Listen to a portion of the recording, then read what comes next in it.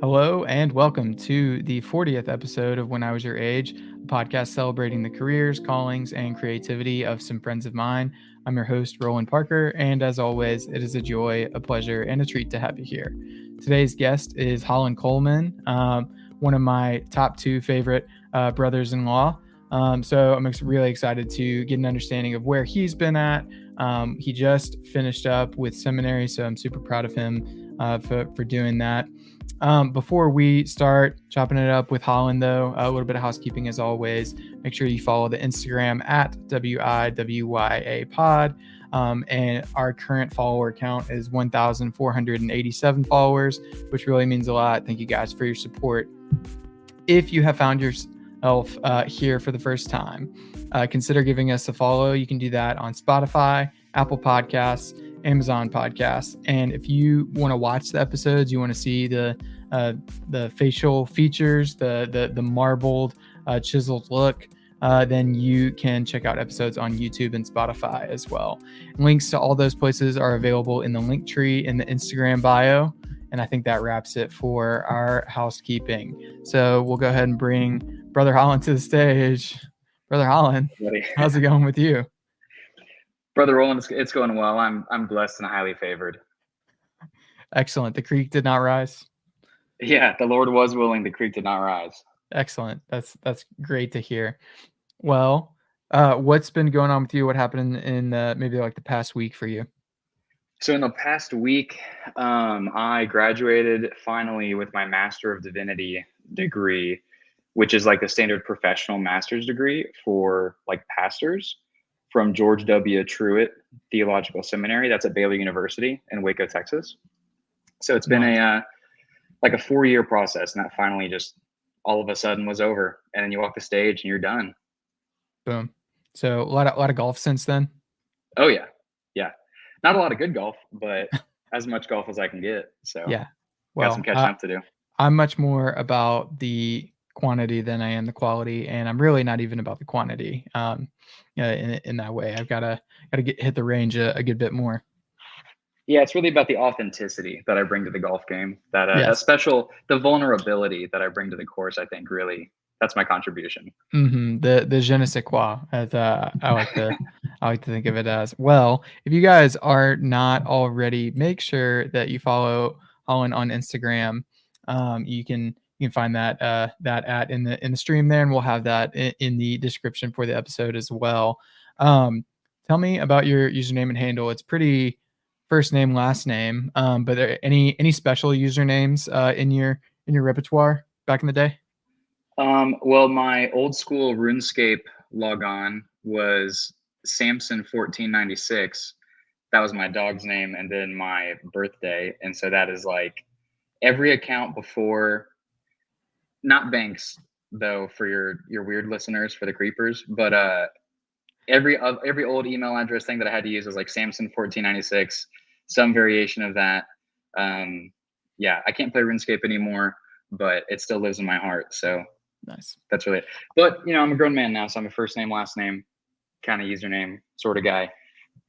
Yeah, it's my Instagram handle was pretty short lived for like anything other than first name, last name. I feel like there's a guy that was on the cross country team, and his name was Mac McCoy, and his Instagram name was The Real McCoy. And I didn't understand cool. that was like a reference to something. I was like, oh, that's cool. Like, I'll do The Real Roland Parker. And someone like called me out for it. They're like, did you just copy his Instagram name? I was like, no. And then I changed it. And then I changed it pretty shortly after. Yeah. So shout out to Mac. I hope you're doing well if you're listening. So I do have some get to know you questions. We like to ask everybody these if you're ready. Oh yeah. Let's do them. All right. Where are you from, and where do you currently live? I'm from Fort Worth, Texas, where the West begins. I currently live in Irving, Texas, which is smack dab in the middle of DFW, the Metroplex. If people are not familiar with it, just the giant megalopolis. That's one of the top 5 fastest growing cities in the U.S. Amazing. I love that DFW is just like so big as an area that you could name probably 20 different neighborhoods or areas, maybe more. Oh yeah. And like they would all be distinct enough to describe those areas. Yeah, sometimes I hear about like some random suburb in DFW that I haven't been to just because there's a million of them. They've just been swallowed up. Hmm. Amazing. Um, what do you do? And you can do side hustles, main digs, or any other things that you're into. Yeah, so my day job, I sell insurance. My family has an agency, so I am slinging home and auto, just property and casualty insurance. It is exactly as boring as it sounds, but it's a pretty good gig. We have a ton of flexibility. It's got some of those small business perks. And then my other thing that I do, I work part time at a Acts 29 church plant. It's called Beacon Church, and it's in Hurst, Texas, another random little town within DFW. So what I do there is I run the connections ministry. It's kind of like being a cruise director. So I help people connect on Sunday mornings if it's your first time there. I run that team of volunteers that welcomes people, and then I kind of write content for our home groups, which are like the small groups that meet during the week. And then I do some other stuff like helping the deacons with random things. And it's again really small church, so I'm part time. There's only 2 full-time staff people. That's kind of the more fun thing that I do, and that's the thing that I think is more in line with what I would like to do long term and how I kind of exercise my vocation.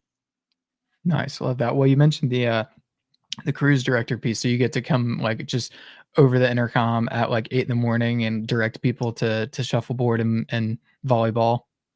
Yeah, they were really mad when I installed the intercom since we don't own our building, but you got to do what you got to do.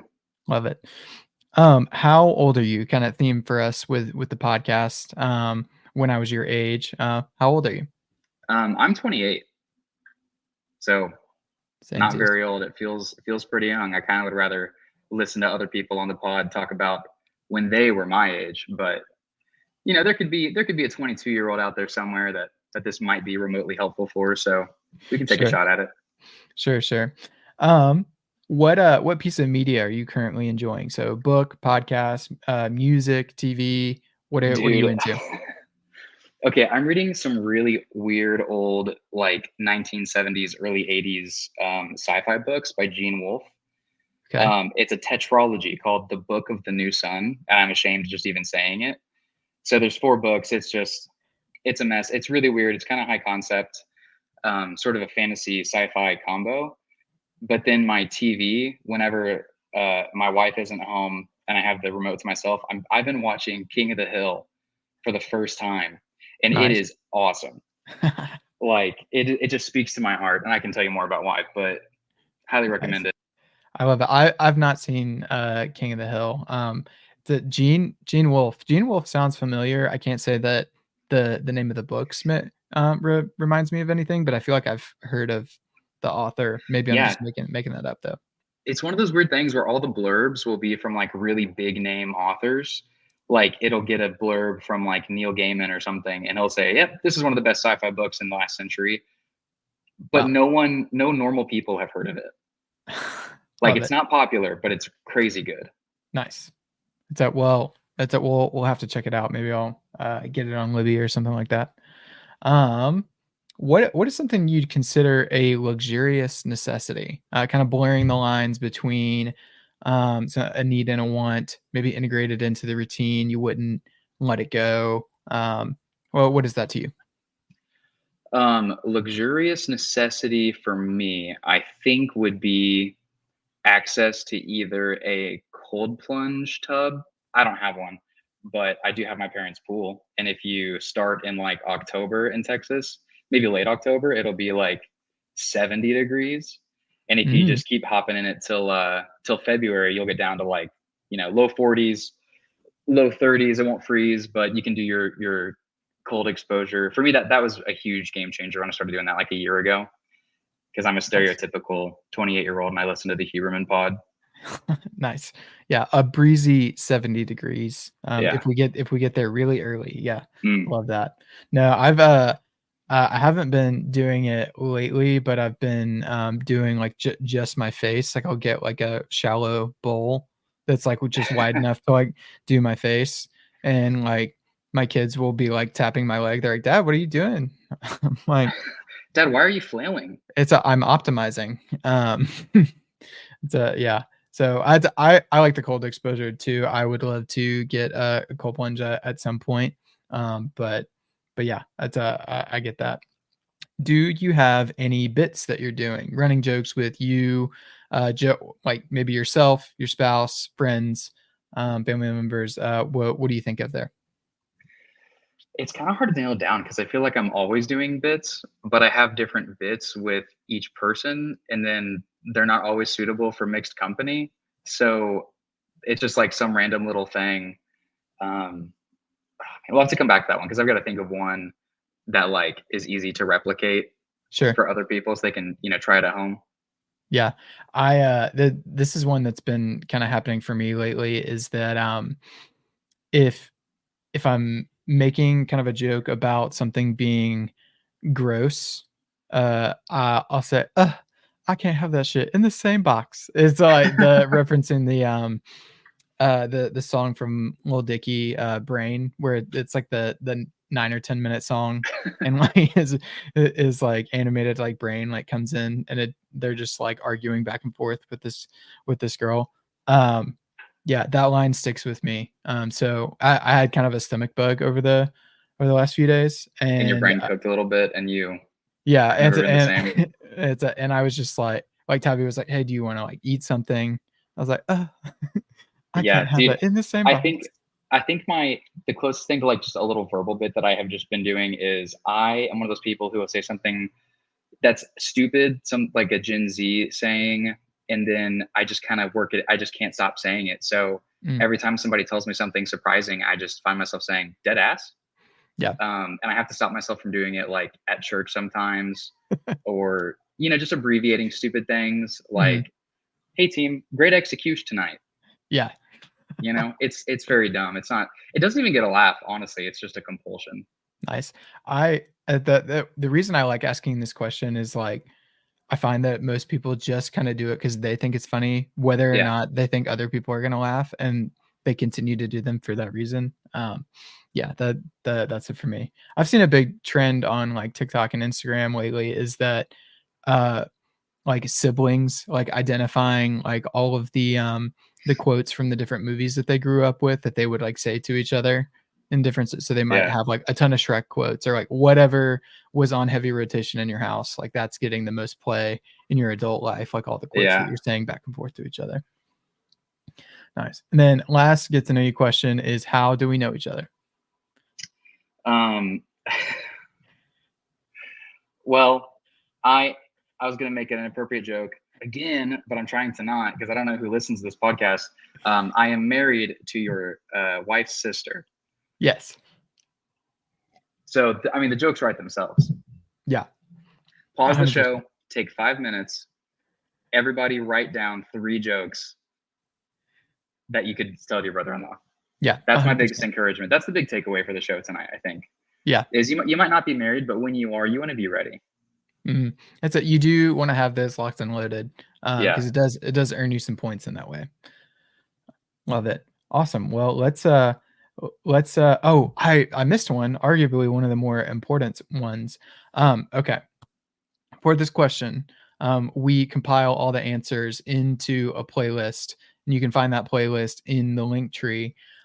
But if you were to replace the national anthem with any song on your playlist, what song would that be? And tell me a little bit about that. Enter Sandman. Okay. I just listen to it. Just listen to the opening like bass line and then that first little drum kick. I'm not even a I can huge see it right Metallica now. guy, but that is an absolute banger, and it is an essential on almost all of my playlists. It doesn't always fit, but I just kind of work it in there because like you never know when you might need it.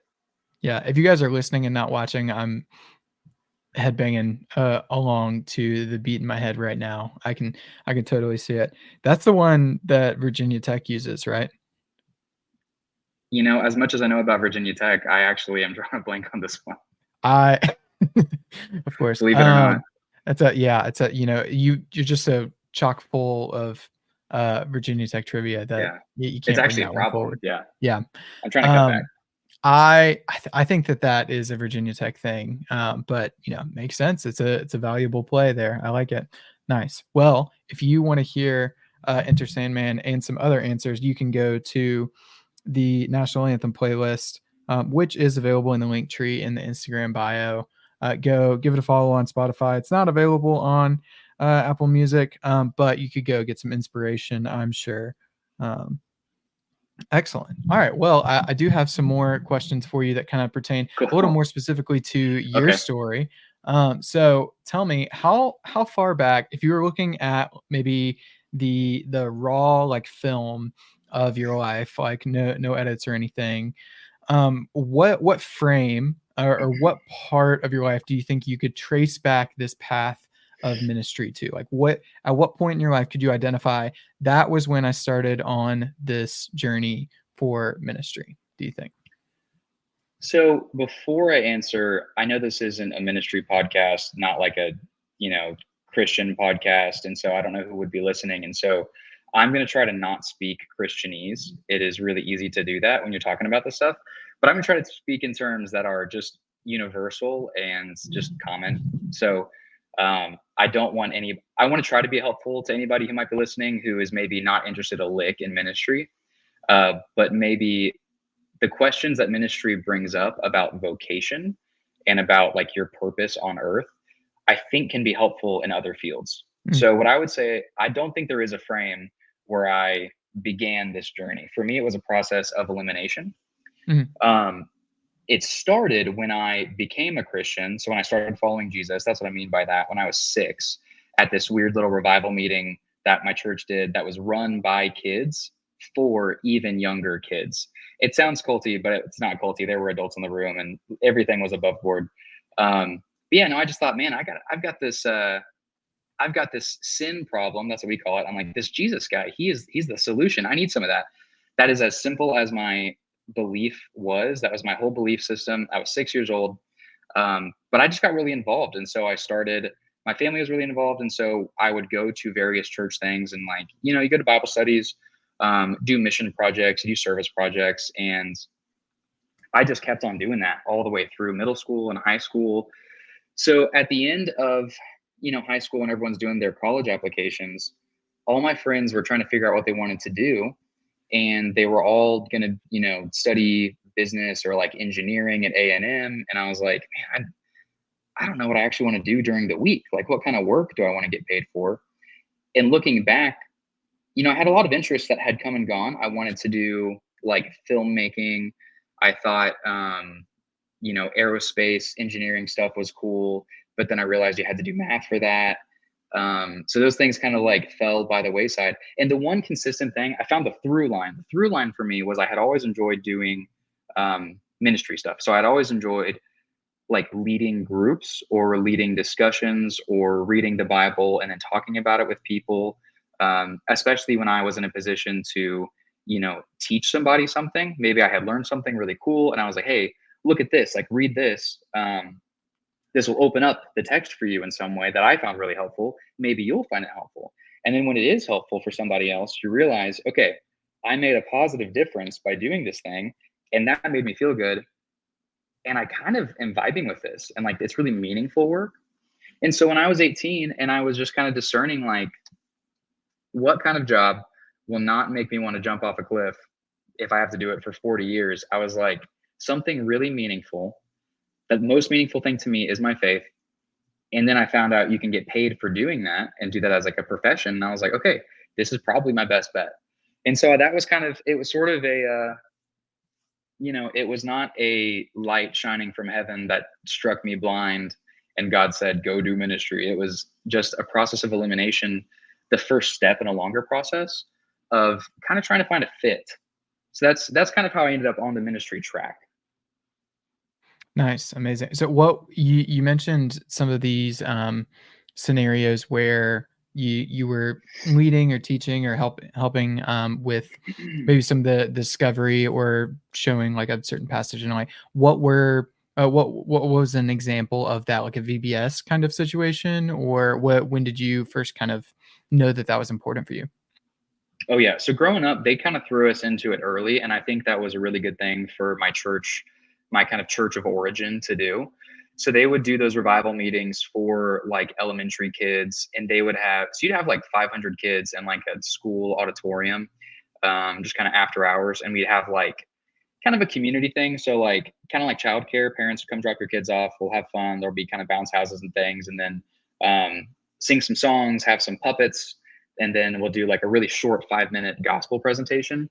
And so I was the kid that did the gospel presentation. So there was this like 5-page book with just colored sheets. It was, gold, black, red, then white. Well, green, gold, black, red, and white. And you just show kids a color and say, hey, here's the gospel story with each color representing a different episode within the larger Christian narrative. I didn't know the word narrative back then, but I did learn how to do that. And so you saw kids come to faith like when they're, 11, like 10 or 11-year-old kids that are like, man, I want to become Christian. I want to embark on this journey. And getting to do that, I mean, that's pretty dang early. That kind of continued through like mission trips where you visit like nursing homes and like sing Christmas carols for people who are like wheelchair bound, or they're in like a nursing home and are isolated and they don't have like family coming to visit them super often. And you just see how you see the benefit that faith brings to people. Mm-hmm. And that's universal to all people of faith. It doesn't matter if you're Christian or Muslim or Hindu or what have you. I think anybody who has a system of faith can attest to that. So again, I hope this is universally helpful. But what I realized was I had certain gifts and certain skills that enabled the group to do that. Mm. So like leadership skills where, if there was like an awkward conversation on like a mission trip trying to get to know somebody and no one's really talking, I was like, well, I can start talking. I can break the awkward silence. So it's a general people skill. I mean, you can use it for sales too. It doesn't have to be ministry, but it does serve ministry well. Mm. And so it was little moments like that where I realized, this is an area where the thing that I care about also kind of overlaps with things that I'm pretty good at. And so that is another, it's another little link in the chain, another piece in the puzzle of trying to figure out what's a good fit for you. Yeah, no, amazing. I love that I were able to identify that pretty early on, and were able to apply that to it's just the way that you were able to pursue that, because I think that people, regardless of what profession that they go into, sometimes there's a disconnect, and you can end up just kind of struggling or at odds with yourself in that way. So I'm really happy for you in that way, that you were able to enact that for yourself. So that's awesome. Tell me then about your experience with seminary. You just wrapped up this experience, but what was that like? So seminary, for people who are not familiar with this whole field, seminary is a graduate school. So it is an actual master's degree at a real university. It's not just Sunday school for a few years. So the breakdown of this degree is it's a 85 to 90 hour degree at a master's level. So you learn Greek, so biblical Greek, biblical Hebrew. You learn a whole mess of theology, church history. You deal with issues like pastoral care. So you have training on how to do pastoral care. By that, I mean like visiting people in the hospital, like grief counseling. You have at least 1 or 2 classes, depending on your concentration, on preaching. So preaching is it's an art. It's its own discipline, and it is not as easy as it looks. You don't just get up and start shooting from the hip. You can, but you won't last long. That's one of the things that we study. And then just a ton of scripture. So you study scripture at an academic level, which is an interesting interdisciplinary mix of ancient history, study of ancient cultures, and then some philosophy too, because you get into issues of interpretation. And it's a little bit like a humanities degree in that way, where you have a corpus of texts that are the thing that you're working on. And you have to be you need to be competent as a practitioner, because unlike, an academic who's working in like an English department, if you get this job that you are gunning for, you're going to be teaching lay people about this text. Like, you're not just going to be talking at a conference about Jane Austen or, some other literary work, you're going to be talking to plumbers, school Yeah. teachers, stay-at-home moms. So you need to take all that academic stuff that you learned, and you're going to have to do a whole lot of work to translate that for everyday people. And here's the kicker: it needs to make a difference for their life here and now. That's why all the studies there. That's the breakdown of the degree. There's different concentrations and things. You can do more or less language work. You can do more music stuff. There's specialized kids ministry because you need to get into kind of child development studies for that. We had a whole separate degree program for like sports ministry, which is, there's a ton of admin and like that's its own thing. So I did the Master of Divinity. That's that kind of the flagship degree. That's the standard.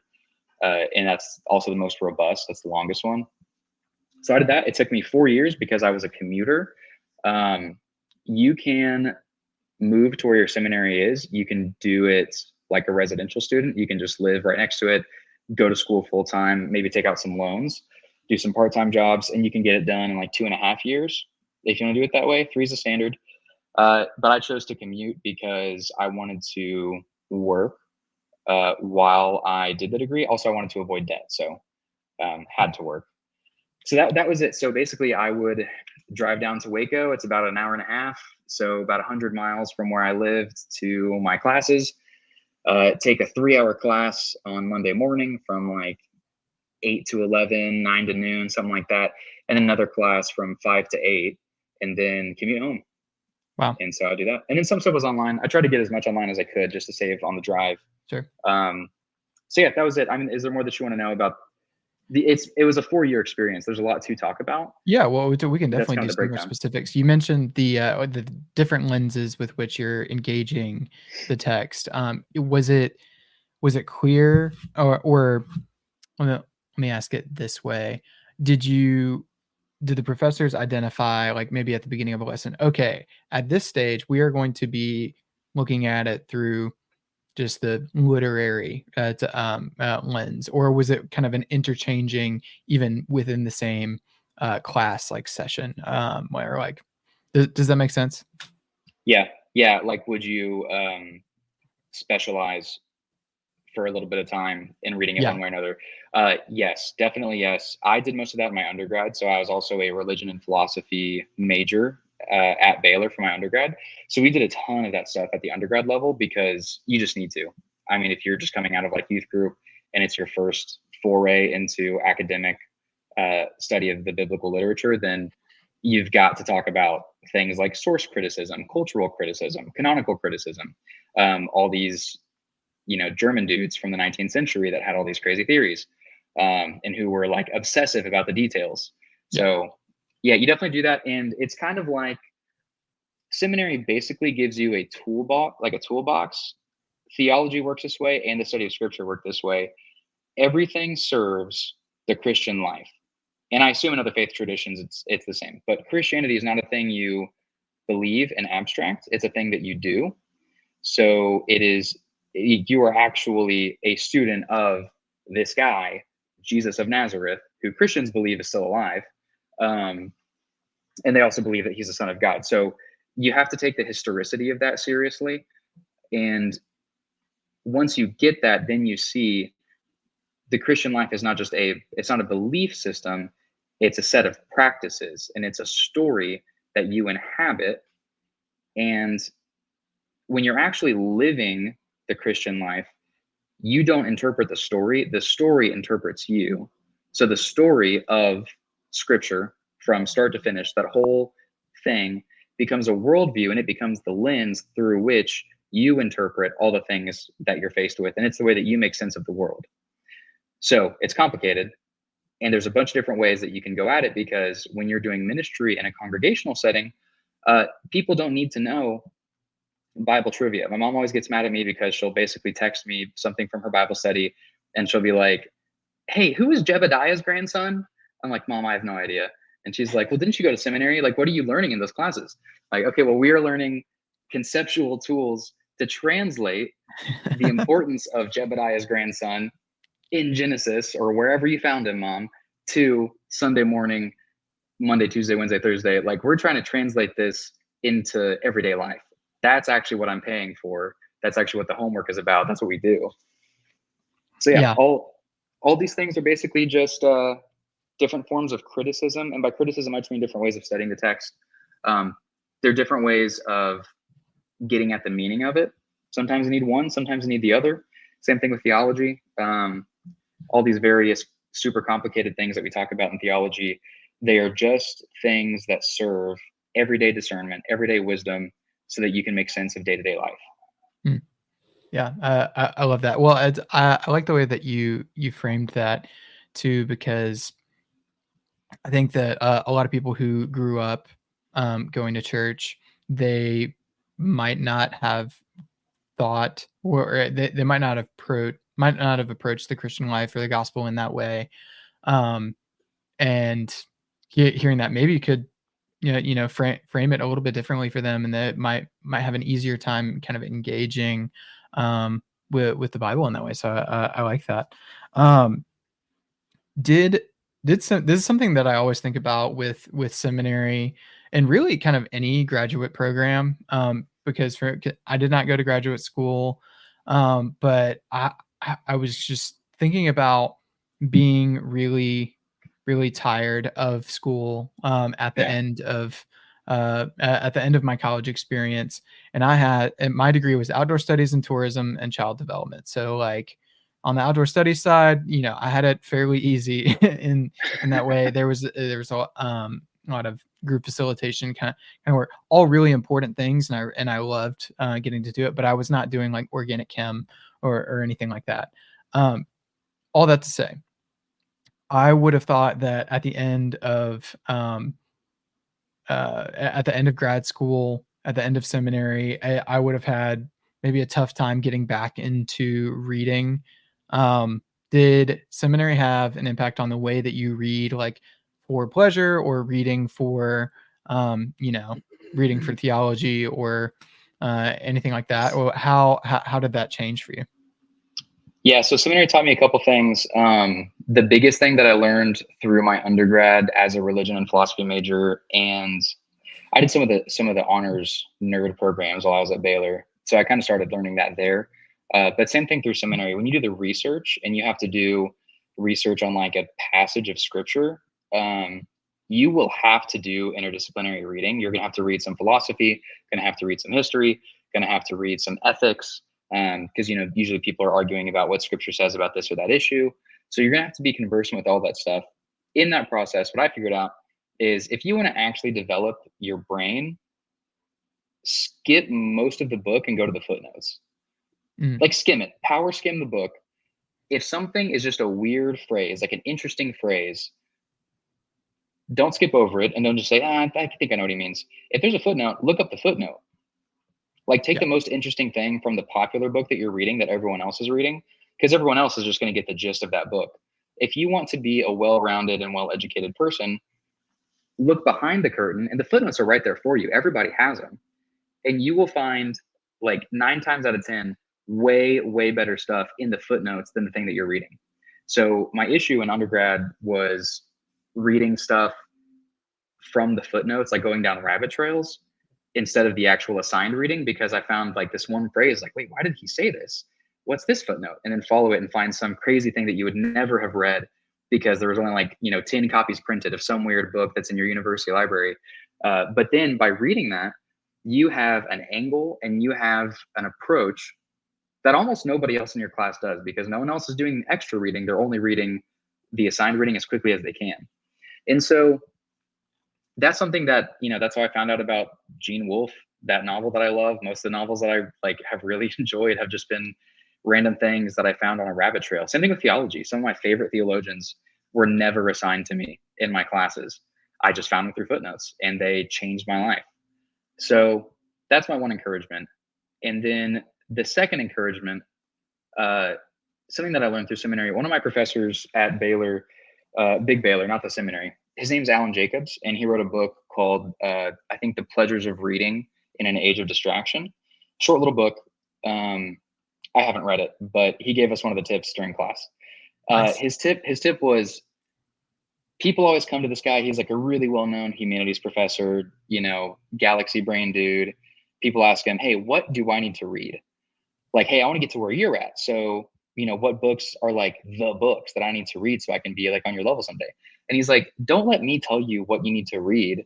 Like, don't let me just give you a book, because if you read everything I've read, you're just going to end up having the same thoughts like that I have. Like, you're not going to have anything new to offer. His advice was read on a whim. Like, Mm. read what's fun, read what you're actually interested in, so that one, you're more motivated to do so. And then two, you're tapping into your own particularity and like your own unique interests. And there are things that will speak to you in a footnote that will not speak to any of your other classmates in a footnote, especially if you're going to follow 1, 2, 3 layers of footnotes and just read down a rabbit trail. You will end up in a wildly different spot than any of the people in your program. And this goes for like all disciplines, all fields. By chasing your actual interest, not only are you going to end up reading more because you're enjoying yourself, but you're going to have this whole unique thing that you have developed, like an angle, like you're going to have your thesis almost that you can bring to the table because you have developed a line of inquiry for yourself. And it was interesting to you, and it was interesting enough for you to put the work in, and it was not interesting enough to anybody else, so no one else has done that work. Now all of a sudden you're the resident expert on this one random author. It could be like a professional kind of thing. Like, you could be the one guy who's read this sales book on your sales team, no one else has. Or it could be a ministry thing, or like if you're a therapist, it could be some kind of weird old psychologist that actually is onto something really cool, and you're the only one who's heard of it. So those are my encouragements. That's the way that I read. And that would be my encouragement, I think, for anybody in any field, is read the footnotes and read at a whim. Nice. I like that.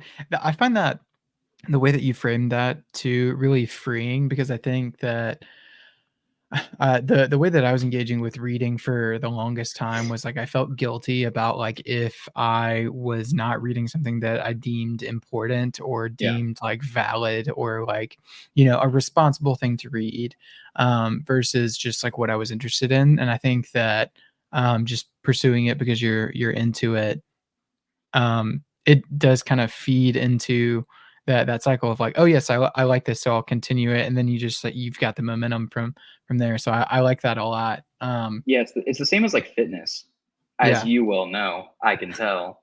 It's when so many people in the fitness space just say, hey, do what you enjoy. Like, oh, you don't want to get up and do like a long run at 6 a.m. Well, do you like lifting weights? Get up and lift weights. Who cares? Whatever you're going to do for more hours, more consistently in the long run, that's going to be way like more beneficial for you.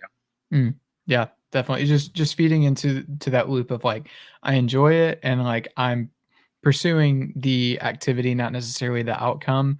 And in Mm-hmm. it itself, it is a rewarding practice. Yeah. Yeah, I love that.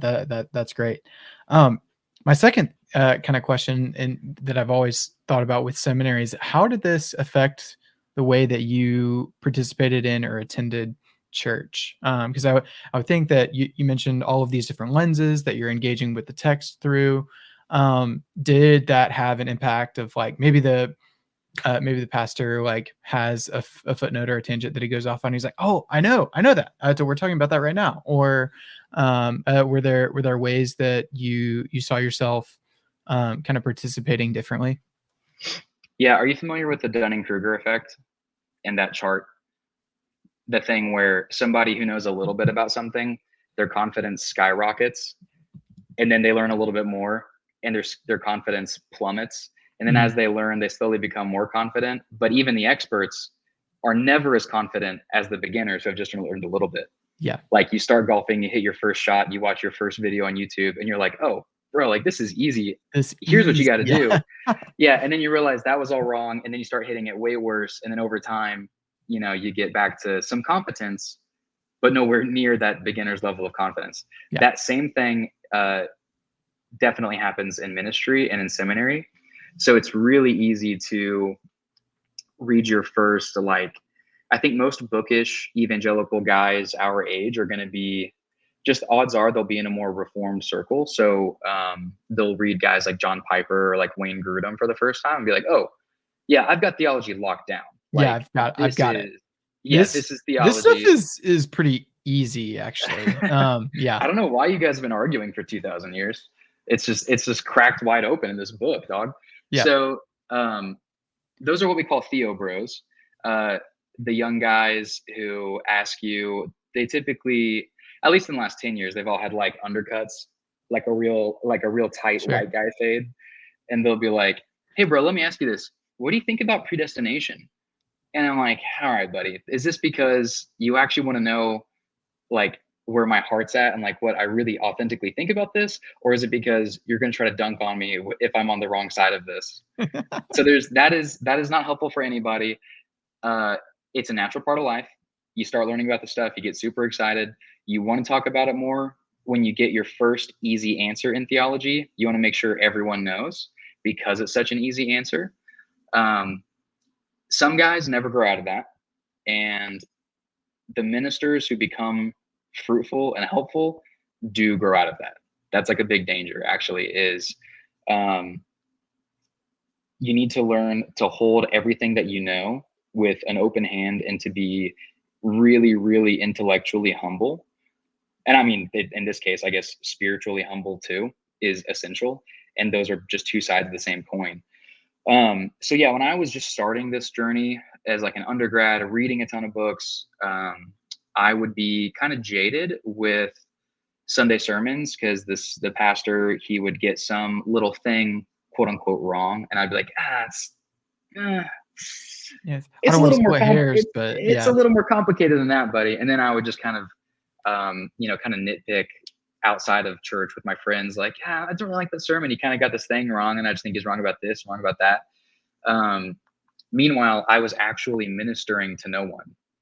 So like I was a Monday morning quarterback basically because I was, a hot shot in my own head. And doing actual ministry, so getting off the lazy boy and actually suiting up and trying to walk on to the Dallas Cowboys, well, that's going to teach you some humility real quick, right?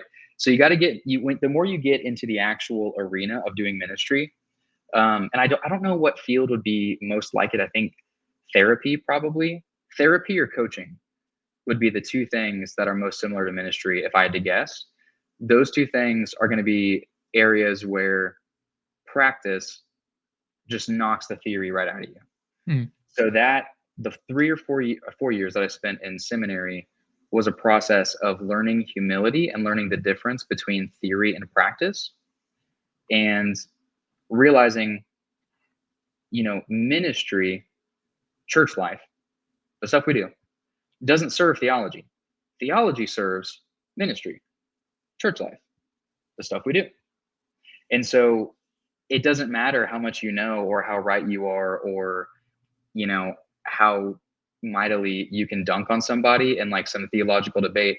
If you are not actually living the Jesus kind of life, like if you are not actually ministering to people, like if you're not telling people the good news, like if you are not being good news in someone's life, then dude, that stuff's all worthless. So that was a long process. That took, it's a hard process too. I had to be humbled in a lot of ways through doing ministry.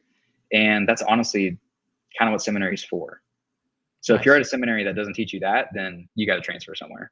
You got to get out. Yeah. No, I like that a lot. I like the comparisons too with coaching and therapy. I think that you're spot on there. Well, I just think about like the nuances and approach between individuals. Like if we're going the coaching example too, of like you probably couldn't coach two players the exact same way. Like you've got to approach them differently. Because one sucks and one's a natural athlete.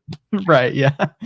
Or just like different backgrounds or like different responses to criticism or anything like that. Yeah. So no, I like that a lot. I like the way that you that you framed that there. Was there any like class or course that surprised you with how interesting it was? Maybe like you saw like on the syllabus, you're like, ugh, this is going to be an absolute grind. And then you got into it and you're like, you know what? I kind of dig this. This took me by surprise. Yeah. There were a lot of those. I guess history, kind of as an undergrad and then beginning my graduate studies, history is actually the area where I've had my most academic, like my highest level academic research opportunities. And I just kind of stumbled into it. I had this really good professor, Dr. David Whitford. He's a Reformation historian at Baylor. And he just showed me how weird history was. Like growing up in high school, history was just names and dates and battles. And then on the AP exam, you just have to say social, economic, and political factors led to this thing. And you just got to know how to spit that out. It just wasn't interesting at all. But what he did was, I was like a sophomore. I was a sophomore in college studying abroad with him, and we took this medieval history class. And he showed us this picture. So for the listeners, it's a picture of this dusty old, like 14th century Italian chapel. So imagine a bunch of nuns going in here to pray. And on the wall, a recent renovation had scraped off a bunch of whitewash to reveal a fresco, which is kind of a weird medieval painting. I don't understand the technical distinctions between a fresco and a painting. It's a fresco. And in this holy place, this little chapel, they scraped off the whitewash, and the original painting was this tree covered in dicks, just all over it, like instead of fruit. Well, they imagine the eggplant emoji on every branch, and that's what it was. And as a 16-year-old, I was like, this is not appropriate for nuns. Like, what are they doing? How do you end up in this situation? What's going on here? This is not what I expected. And so, yeah, then we got to read some stuff from the era and some primary sources, and you realize, okay, all this weird earthy art is actually critical to how these women who were denied a lot of opportunities in their cultural context actually, kind of butted up against gender norms and gender stereotypes through their Christian vocation as nuns. And they kind of questioned, what does it mean to be empowered by faith, even though I'm not a man and I don't have the opportunities that men have in our society? And they were wrestling with, what does it mean to be strong? Like, is this, the penis is like the symbol of strength or virility or whatever. Is that only for men, or can we have this too because of our faith? And this one weird painting that looked like an 8th grader had vandalized the painting. Yeah. But no, actually, this was art that they were using for devotional purposes. So that first experience just showed me, okay, the past is way different than we thought. And that makes it a whole lot more interesting. Yeah. So I kind of bring a historical lens to almost everything now, because it's crazy to really think, how did things really go down? Like, you think you know how things went down, and then because you know that, you think you know how things work here and now. But when you find out, oh, that did not go down that way, if you actually read about it, then you start to wonder, well, how do things work here and now? Mm-hmm. So that is just, I just love history now. That was really formative for me. And then honestly, kind of the end of that process was my last class, my final class. There's this really cool theologian. He's a practical theologian. His name is Dr. Dustin Bennick. He is fairly new to Truett, but he's a Duke guy. My class with him was called the Integrative Seminar, which sounds pretty interesting, right? Yeah. And I thought it was going to be a cakewalk. I thought it was going to be like, all right, let's phone it in. Let's write a book report, and let's, reflect on our time in seminary. And he actually kind of cracked the whip a little bit. Like, he actually pushed us to work pretty hard. We just did a case study. Like, take something that you are working on actually in your day-to-day life, in your day-to-day context, be interested in that thing theologically, and like reflect on it. Like, okay, what are the possibilities here? What could God be doing here? My questions about this thing that's on my plate, what larger questions does that reveal about either my theology or my understanding of scripture or my understanding of what the church is or what it means to be a Christian? And then, don't come up with an answer, because you won't. He was like, just start a process of reflection that's going to continue for like the 5 years after seminary. And that class honestly took me, it kind of helped me to take that historical interest about, how do things really work? How do things really go down? And take my here and now more seriously. Like, the things I have on my plate today are the only things that I have. Like, tomorrow is not guaranteed. I don't know that I'll have it tomorrow. So I don't know that all these things that I worry about in the future, like, maybe they're not on my plate. Like, I could die tomorrow. Like, maybe the only thing God has for me to do while I'm here is this thing on my to-do list today. So what happens if I start to think about that more seriously? And so that was kind of, that shook things up a little bit for me. That was really formative, really helpful. Nice. I like that. Yeah. That last bit definitely kind of helps you to be more present in that way. Were there Yeah. any answers from like your classmates for that prompt that you liked or kind of resonated with you?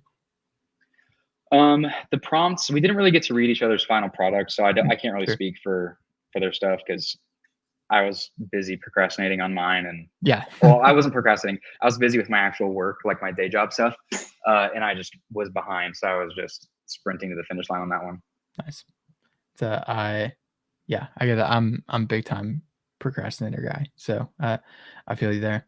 Um, well, tell me then about the balance of work and life. You mentioned, approaching it a little bit differently. Yeah. You made sure that you were going to commute. You made sure that you weren't going to take on debt. How then did you go about balancing it? And were there challenges with that? Yeah, there were definitely some challenges. I would say for me, this would be a little bit more of kind of like an advice type answer because it's kind of at the end of some reflection. Um, I learned there's no such thing as work life balance, I don't think, because thinking in terms of work life balance is thinking in terms of a dichotomy between your work and your life. But that's not true because you spend so much of your life on your work. So I think it's more helpful to think in terms of your vocation versus your job. By vocation, I mean the thing that you are on earth to do, or the thing that you think you're on earth to do right now. Yeah. And then your job is the thing that you actually do to make ends meet. You use it to pay the bills. They may overlap, they may not. So, like some people, their vocation is to be an artist, but they don't make any money doing art, but it brings them the most joy. They feel like this is what they're here for. There are people whose vocation is to be a shot putter, but because nobody wants to watch shot put, even if you're the best in the world and 10-time Olympic Yeah. gold medalist, you probably still need like some kind of job, Yeah. right? So the only thing that you have to do is figure out what kind of job is going to take away the least from my vocation or give me opportunities to kind of double dip. And like, is there a job that will let me improve at my shot putting? Or is there a job that will give me like a bunch of undisturbed time to paint if I'm an artist? And then you do your vocation and you try to find whatever job is the best fit to allow you to pursue that. Yeah. Right. So that's what I did. Finding my day job is I was doing real estate first because that was super flexible. My mom's a realtor, so she could show me how to do it. And that was the best thing at the time because I had a ton of time for my schoolwork. You make a lot of money on one transaction, so you didn't have to do a ton of business to just be okay and like pay your bills. The market kind of turns and it just wasn't working. It wasn't compatible anymore around 2021.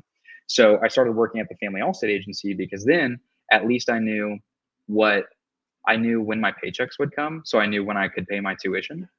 And then also because it was a family business, I was able to say, hey, let me go hourly. I'll do the work to get my stuff done, but I need to be able to take like a day or two a week to do school stuff. Yeah. So rather than the general work-life balance, it was more like finding the job that's going to serve the vocation, if that makes Mhm. sense. Yeah, definitely. I like what you said there too. It's an important distinction to Hmm. to make while there can still be overlap between them. Yeah, totally. Like I am in human resources, but I think that leadership and like group facilitation, like those are things that I find myself as I would describe those as maybe a part of my vocation. Yeah. And not every aspect of my my day job, my 9 to 5, um, are an avenue to express that, but there are some pieces where I get to Yeah. do that. We've done team building activities and stuff where I've gotten to kind of flex that muscle in that way. Be a camp counselor for a day, is that sort of thing.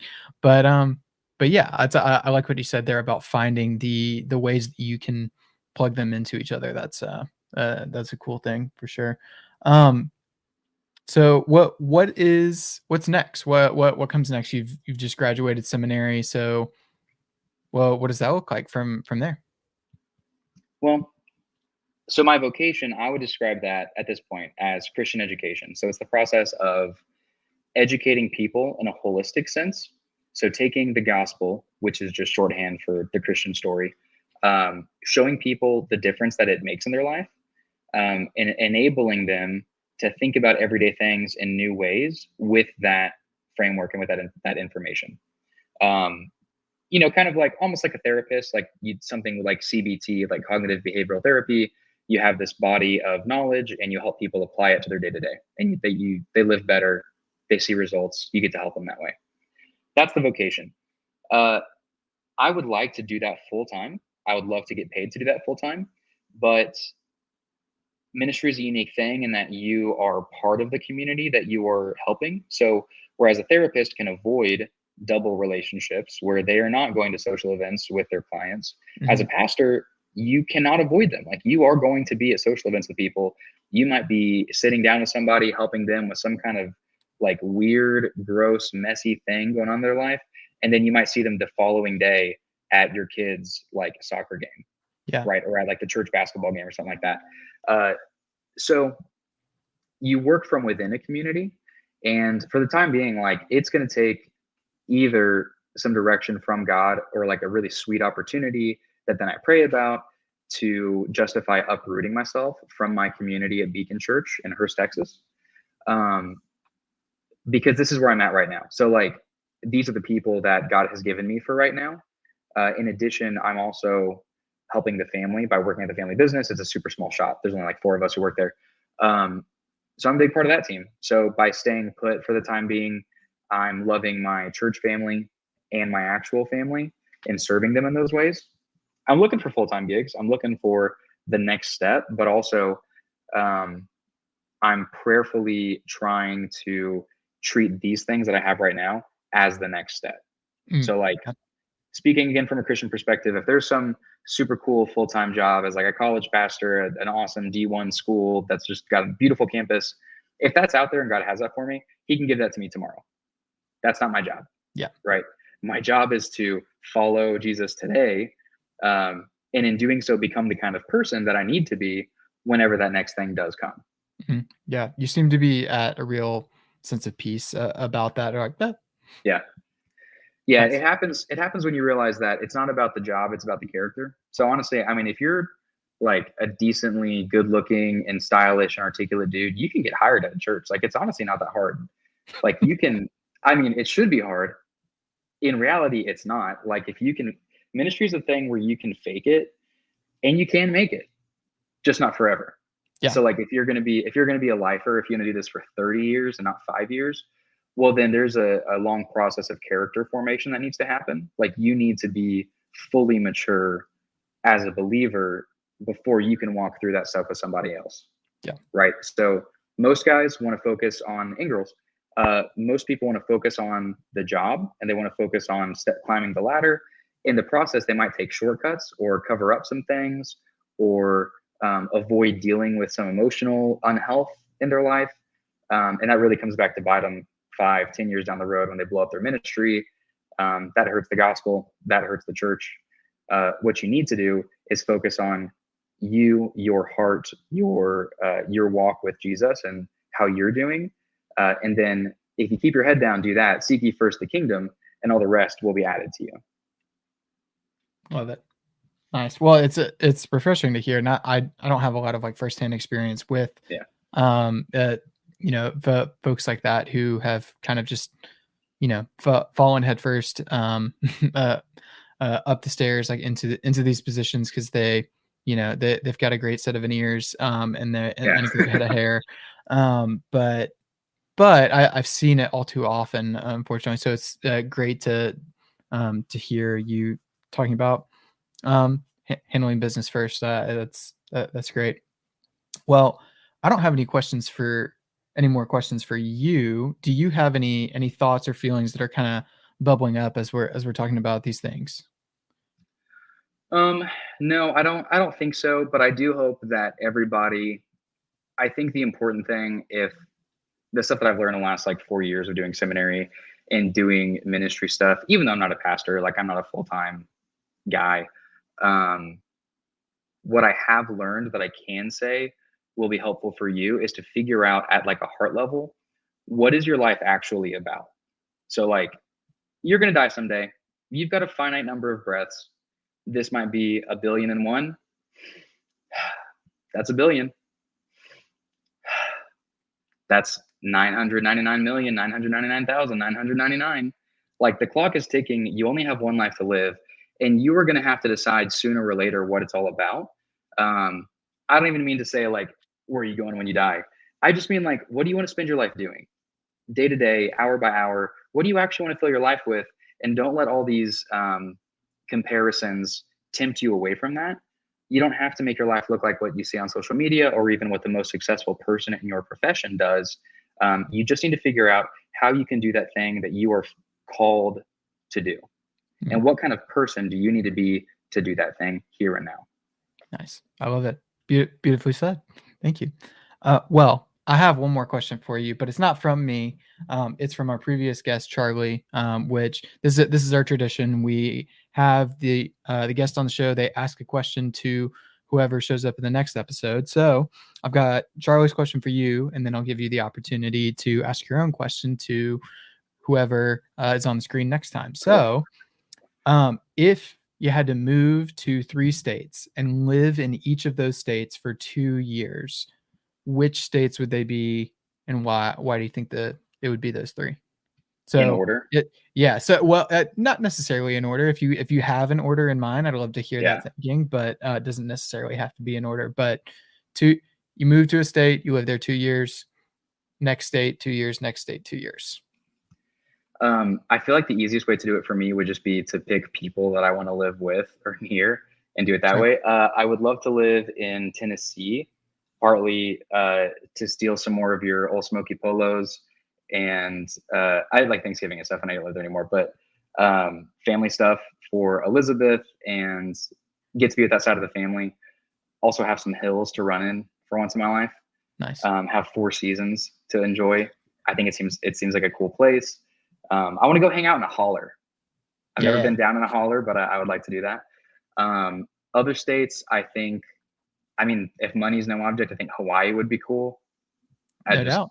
Not too close to the ocean. Like I'm not a psycho, but somewhere that's far from the ocean, but in Hawaii, play some, tropical golf, do some stuff like that. That seems cool. Yeah. And then honestly, I've been kind of vibing with Florida. Oh, really? I kind of like the swamp vibes. I like wearing tank tops and shorts. Like, I think it's cool. On paper, I don't seem like the kind of guy who would like Florida, but when I'm there, I just like it. I like all the weirdos. Yeah. I don't know. It's fun. I think I would really enjoy living in Florida for 2 years. Nice. Love it. That's awesome. Yeah. Well, there's your answer. What question do you want to ask to whoever comes next?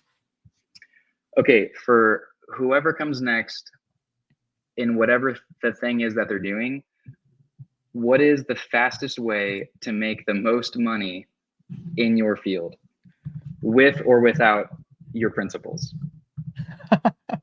What is the shortcut?